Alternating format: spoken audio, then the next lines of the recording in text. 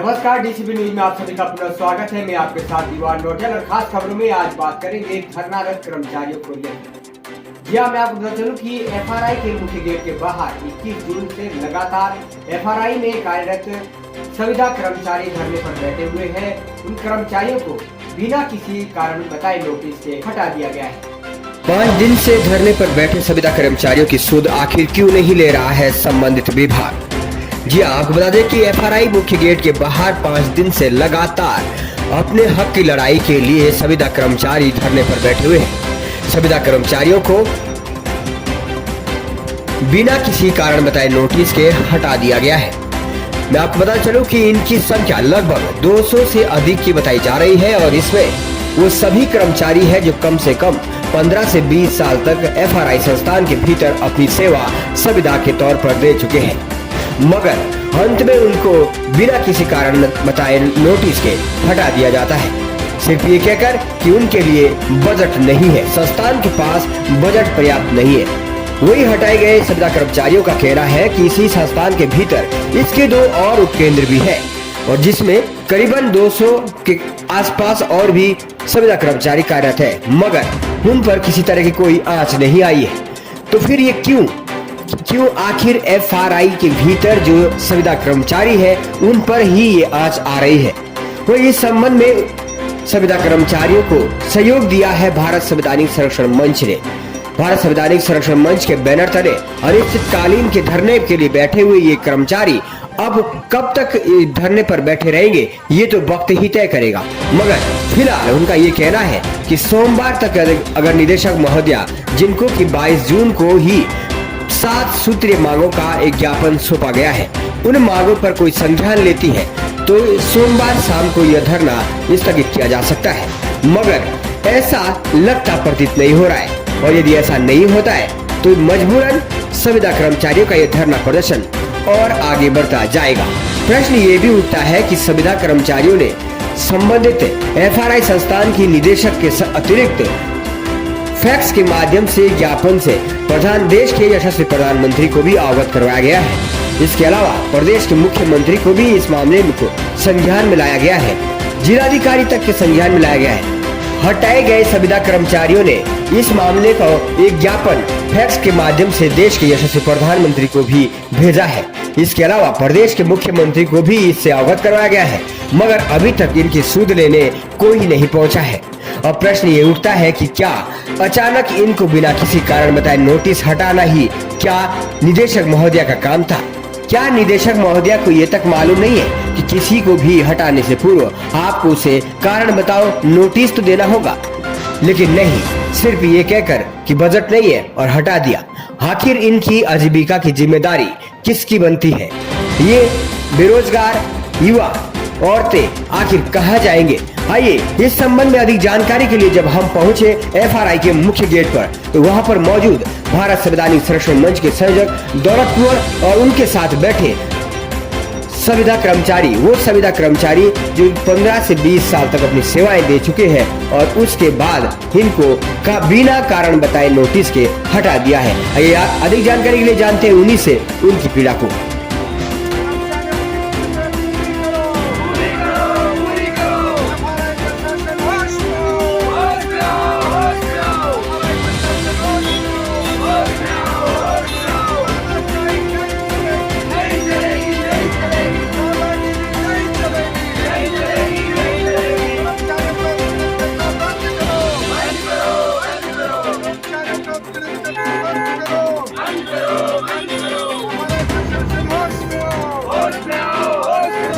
नमस्कार, आप देख रहे हैं डीसीपी न्यूज में आपके साथ दीवान नोटियाल और इस वक्त मैं मौजूद हूँ देहरादून के एफआरआई फॉरेस्ट रिसर्च इंस्टीट्यूट के पास, जहाँ पर कि लगभग 5 दिन से लगातार यहाँ पर जो संविदा कर्मचारी है वो धरनारत है और 5 दिन से अभी तक इस चिलचिलाती धूप में कोई सूद लेने शायद नहीं आया होगा।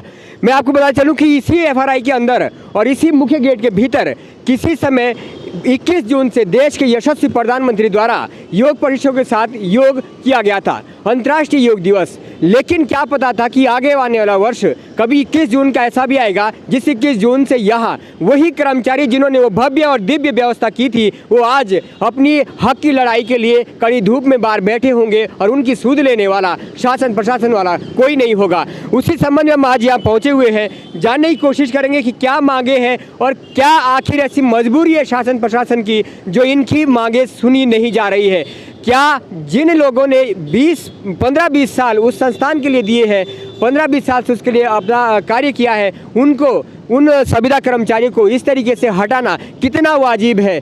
क्या उनकी सुध लेना संबंधित संस्थान या संबंधित प्रशासन का कोई कर्तव्य नहीं बनता है? मेरे साथ भारत संवैधानिक संरक्षण मंच के बैनर तले ये अनिश्चितकालीन धरना प्रदर्शन FRI मुख्य गेट पर चल रहा है। आप देख सकते हैं यहाँ पर संवैधानिक संरक्षण मंच के संयोजक दौलत कुंवर जी मौजूद है, उनके अन्य साथी यहाँ पर मौजूद है जो कहीं ना कहीं संविदा कर्मचारी इस संस्थान के भीतर रहे हैं। उनसे जानने की कोशिश करूँगा।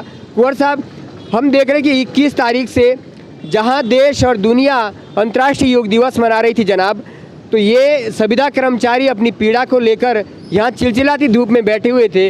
लेकिन दुर्भाग्य ये कि इनकी सूद लेने के लिए ना तो संस्थान की तरफ से कोई जिम्मेदार अधिकारी जिम्मेदारी लेता है, ना ही शासन प्रशासन का शायद अभी तक कोई नुमाइंदा आया है जो आपको 5वें दिन भी यहाँ बैठने के लिए मजबूर होना पड़ रहा है।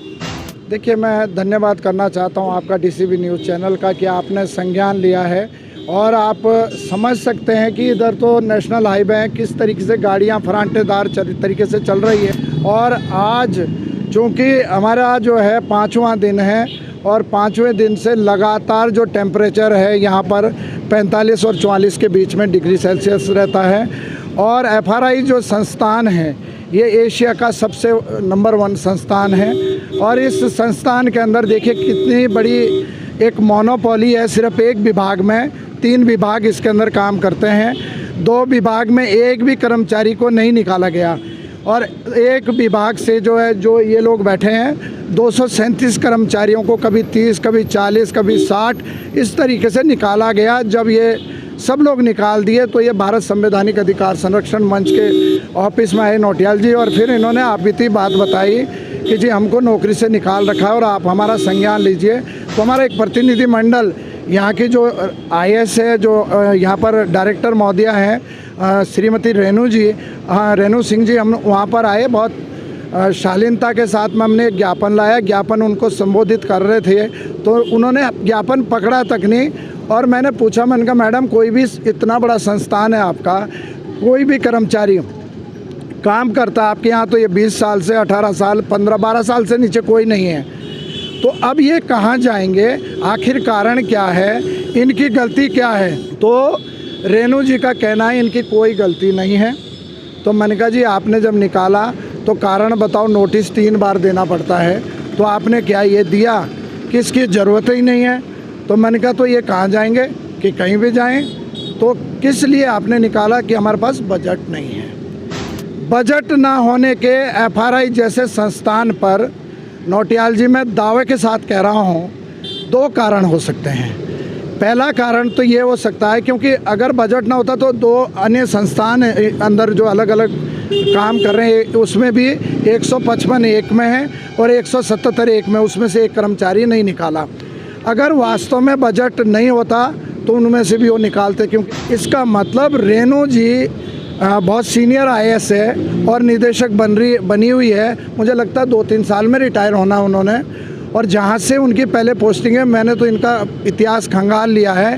इन्होंने बहुत वहाँ पर भी बहुत सारे ऐसे काम किए हैं जो मैं यहाँ पर बता नहीं सकता, लेकिन ये ज़रूर बता सकता हूँ कि 237 परिवारों को आउट कर दिया। तो इनको 237 परिवारों के अगर ये धरना ना होता तो ये कब के वापस नए लोग ले लेती है नौकरी पे। तो अगर एक आदमी से भी 1 लाख रुपए लेती तो कितने लाख होते? 2.5 करोड़ लेने की एक प्लानिंग थी रेणु जी की, जो अभी तक कारगर सिद्ध नहीं हुई। जो उनका एक मंशा थी वो अभी तक हमने पूरी नहीं होने दी। 5 दिन हो गए और आप व्यक्तिगत मेरे बारे में जानते हैं कि मैंने अगर इनको जुबान दी है कि मैं तुम्हारे लिए यहाँ पे बैठूँगा तो 5 दिन हो गए। आप देख रहे हैं मेरा गला भी इस गर्मी में किस तरीके से सूख रहा है, लेकिन मैं निराश होने वाला व्यक्ति नहीं हूँ। मुझे पूरी उम्मीद है, माननीय प्रधानमंत्री जी को हमने ज्ञापन भेज दिया है कि इनकी मांगे वो हमारी परीक्षा ले रही है अभी, कि वो ज़्यादा दिन क्या रहेंगे, इनके पास पैसा फूसा कुछ है नहीं और ये उठ के भाग जाएंगे, लेकिन हम उठ के भागने वाले नहीं हैं नौटियाल जी। प्रश्न यही उठता है कि क्या संस्थान की जो उच्चाधिकारी है वो परीक्षा ले रहे हैं, और परीक्षा उन लोगों की जो 2 वक्त की रोटी के लिए इस संस्थान में कार्यरत थे। क्या ये कहकर कि हमारे पास बजट नहीं है सैकड़ों कार्यकर्ताओं को मौत के मुंह में धकेला जा सकता है? क्या उनकी आजीविका को साधन देने का जिम्मेदारी उस संस्थान की नहीं बनती है जिस संस्थान के भीतर वो अपने 15-20 साल दे चुके हैं? क्या एक उच्च अधिकारी का ये बिहेवियर कितना वाजिब है? लेकिन दुर्भाग्यपूर्ण विषय ये है कुंवर साहब, जहाँ तक मैंने जानकारी ली है तो आप लोगों ने इनको भी ज्ञापन दिया है जिसमें आपकी कुछ 6-7 सूत्री मांगे को लेकर आपने ज्ञापन दिया है। इसके अलावा आपने फैक्स के माध्यम से यशस्वी प्रधानमंत्री जी को भी अवगत करवाया है, प्रदेश के मुख्यमंत्री को भी अवगत करवाया है। कितना वाजिब है कि ये कहकर, और आपने जिक्र किया इसी के 2 और उप संस्थान भी है, उनमें भी लगभग दोनों में अगर बात करो तो 200 के करीब और भी कर्मचारी है, उन पर कोई आँच नहीं आती है। तो ये आखिर इसके पीछे जो झोल है वो झोल क्या है? और इस तरीके का झोल अगर रहेगा तो कहीं ना कहीं ये तो आम नागरिक के लिए तो सीधा सीधा उत्पीड़न हो रहा है ना।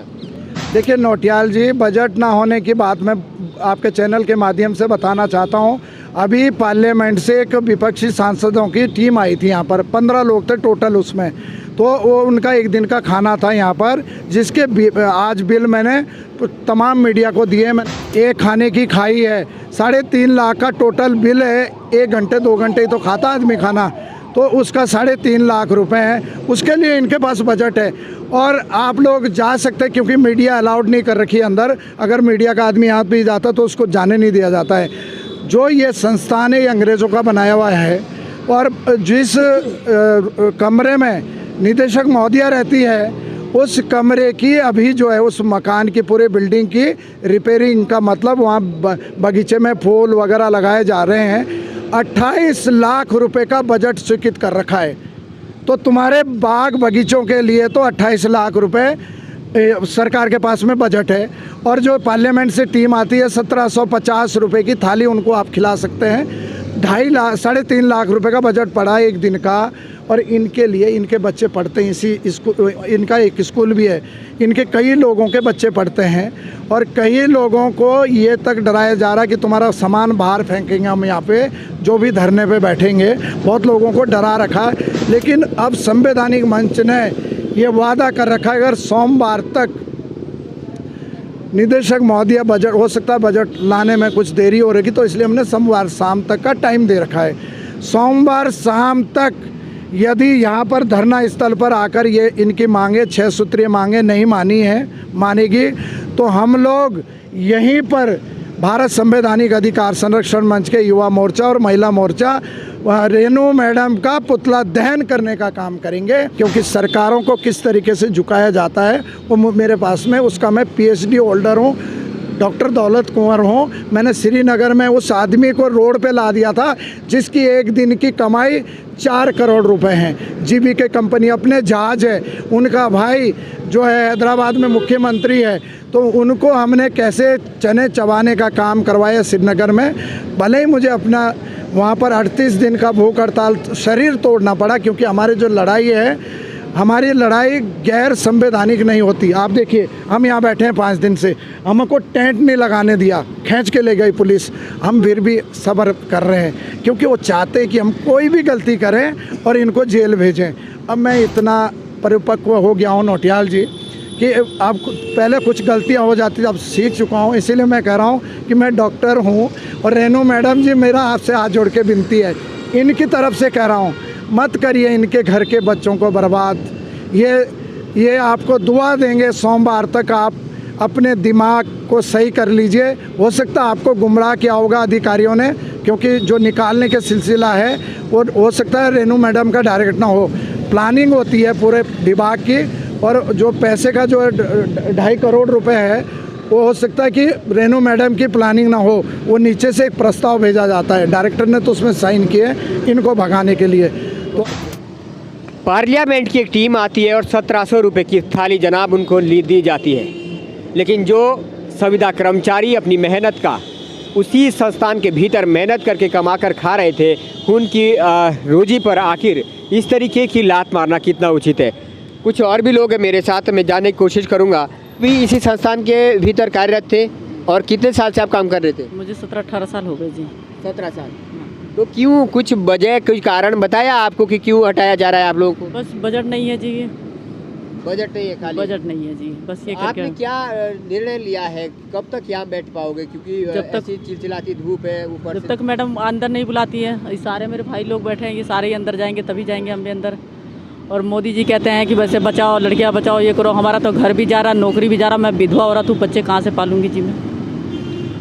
तो ये पीड़ा है, आप समझ सकते हैं कि एक नारी है, और दूसरी पीड़ा ये है कि बेरोजगारी है। बेरोजगारी राष्ट्र में इस कदर है कि युवा को आप देख रहे हैं तमाम योजनाएं ला रही है, उस योजनाओं के विरोध में रोडों पर है। और विरोध जनाब इसीलिए है क्योंकि भरोसा नहीं है, कल उनको भी इसी तरह लात मार के भगा दिया जाएगा और तब फिर यही कहा जाएगा बजट नहीं है। और मेरे साथ और भी यहाँ पर मौजूद है, कुछ लोग मैं जानने की कोशिश करूँगा। युवाओं का देश भी बोलते हैं और नारी का सम्मान भी बोलते हैं। मुझे यहाँ दिख रहा है नारी भी कड़ी धूप में बैठी हुई है और युवा भी बेरोजगार बैठा हुआ है। क्या कहना चाहेंगे अपने हुक्मरानों को, क्या संदेश देना चाहेंगे? देखिए, मैं तो यही कहना चाहूँगा कि हम जितने भी लोग यहाँ पे 5 दिनों से धरने पे बैठे हैं, हम लोग अपने घर के अकेले कमाने वाले हैं और हम लोग को ऐसा निकाल के वो पापी कर रही है। वो हमारे साथ ऐसा व्यवहार कर रही है कि जैसे लोग अपने दुश्मन के साथ करते हैं। तो ऐसे दुश्मन तो हम उनके हैं नहीं। हमने इस संस्थान को अपनी ईमानदारी से काम करके, इतनी मेहनत से काम करते हैं हम इस संस्थान में, और अब ऐसे कारण बता के, जिसका कारण हमें पता नहीं है। एक्चुअली में ये बजट मिनिस्ट्री से लाते हैं, हमें खाली बोल दिया गया कि बजट नहीं है। अब बजट नहीं है तो उसके कारण हमको निकाल दे रहे हैं। हम इतना तन मन धन से यहाँ पे काम कर रहे हैं, सुबह आ रहे हैं, सुबह 9 बजे से 5:30 बजे तक काम कर रहे हैं, और ये उससे ज़्यादा तनख्वाह लेके जो यहाँ पे गवर्नमेंट एम्प्लॉई है वो कोई काम नहीं करता है। 10 बजे आते हैं, 5 बजे से पहले निकल जाते हैं। हम 9 से 5:30 बजे तक काम करते हैं, तो उससे कम तनख्वाह में, ज़्यादा हमारी तनख्वाह, हमारी 15 है, किसी की 12 है, स्केल के हिसाब से तनख्वाह देते हैं। तो इतनी कम तनख्वाह में भी इतना ज़्यादा काम करते हैं, तब भी इन यहाँ की जो निदेशक महोदय है उनको ये नहीं दिख रहा है। वो अपनी पता नहीं कि हमसे क्या अपनी खुंदक निकालने के कारण हमको यहाँ से संस्थान से बाहर निकालना चाह रही है। और 5 दिन से धूप में बैठे हैं, अभी तक हमारे 5 दिन से संज्ञान दिए जा रहे हैं, उनको ज्ञापन दिए जा रहे हैं, पर एक भी बार हम उनके कानों में अभी तक जू नहीं रहेंगी है ताकि हमें आके देखें। बल्कि पुलिस वालों को भेज के हमें डराया जा रहा, धमकाया जा रहा, हम टेंट लगा रहे, हमारा टेंट उखाड़ के फेंका जा रहा है। तो ऐसे हमको ये परेशान कर रहे हैं। क्या शुभ नाम आपका? मेरा नाम निहाल है। निहाल जी। तो ये युवा साथी है निहाल जी, और निहाल जी की पीड़ा है कि जो प्राइवेट जो संविदा कर्मचारी है उनकी तनख्वाह ही कितनी है, कुछ गवर्नमेंट एम्प्लॉय भी है, उन पर कोई आँच आती नहीं है। तो फिर जब हम लाते हैं कोई योजनाएं और वो योजना जब प्राइवेट के क्षेत्र में आती है तो उसका विरोध क्यों करते हैं जनाब? ये हमारे हुक्मरानों को, हमारे नेतृत्वकर्ताओं को समझना पड़ेगा। अगर उसका विरोध होता है तो इसी डर से होता है कि उनको कभी भी किसी भी तरह हटा दिया जाएगा और उस पर सूद लेने वाला कोई होगा नहीं। मैं उम्मीद करूंगा निदेशक महोदया से, मैं उम्मीद करूंगा प्रदेश के आला नेतृत्व से, मैं उम्मीद करूंगा केंद्र के आला नेतृत्व से और भारत के हुक्मरानों से कि आखिर इन लोगों का क्या दोष है जो बिना कारण बताए नोटिस ये कहकर निकाल दिया कि बजट नहीं है। अगर बजट नहीं है तो क्या ये भारत के नागरिक नहीं है? इनकी आजीविका की जिम्मेदारी आपकी नहीं है?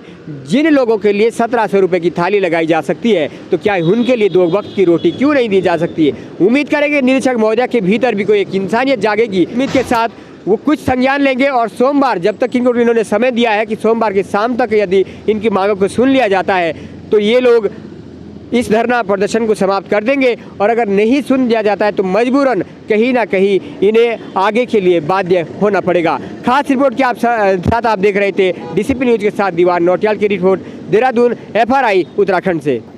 तो आज की खास खबर में आपने देखा धरना रद्द से जुड़ी खास खबर में। आए के लिए बने रहेगा डीसीपी न्यूज के साथ, तब तक के लिए आप हमें दीजिएगा इजाजत। नमस्कार।